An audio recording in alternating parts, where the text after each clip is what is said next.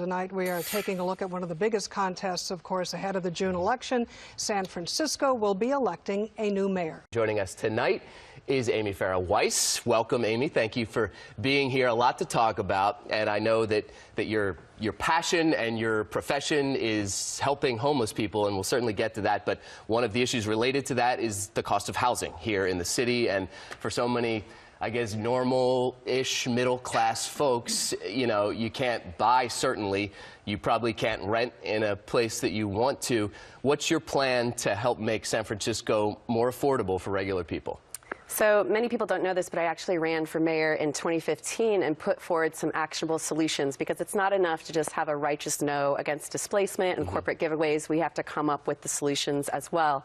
So in 2015, I was a proponent of modular housing as well as accessory dwelling units, which actually only cost about $200,000 per unit. Like in-law units? In-law units within the building envelope have been identified for 37,000 different parcels in San Francisco. And I put forward this idea that we could support the financing and construction of the additional dwelling units, the accessory dwelling units, if the property owners said that they would rent to one of our workforce or families for no more than 30% of net income.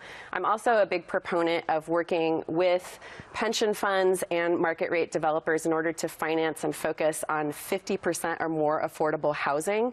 In San Francisco, with our SFers fund for the pension fund, we have about $500 million that we're looking to divest from fossil fuels. And so it's important to get a good return on investment, but by partnering with the state and the government to finance the very low to low income housing portion, the pension funds can focus on the moderate, and the market rate can focus on finding that financing for the market rate piece. And so it's about these public-private partnerships, and I hope to see that more in the future, no matter who becomes mayor. All right, let's dive into homelessness. Grant's right, that's one of your passions.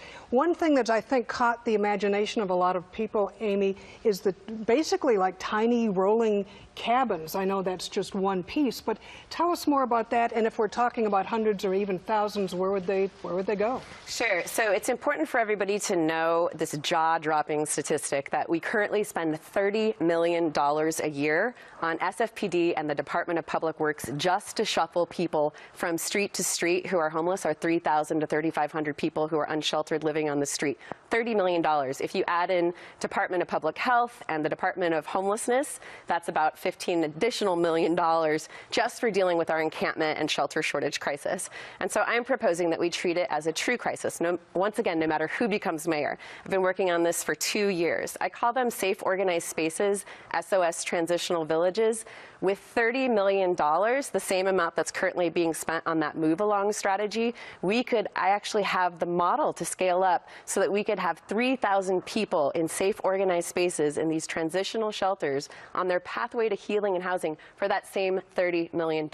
It's not about having more money necessarily, it's about spending it wisely. We have to ask about dirty streets and what's happening on city streets, Amy, because so many people are frustrated. And public drug use, cars being broken into. And we've done interviews even here, people representing tourism and business, and I know what you're going to say, but some are arguing that the city has become too accommodating and too lax, and that, in effect, has been enabling some of those problems. So as mayor, I would usher in a summer of love and logic. I'm very interested in reasonable agreements, and so it's important for the government to create reasonable accommodations for everyone, and then to ask for people to have reasonable agreements and responsibilities for being in society. And so a lot of our issues that we're dealing with on the streets are the symptoms of our shelter and encampment crisis and economic injustice. And we have the opportunity to link people who are currently underemployed or unemployed into opportunities where they're getting out of those pathways. People.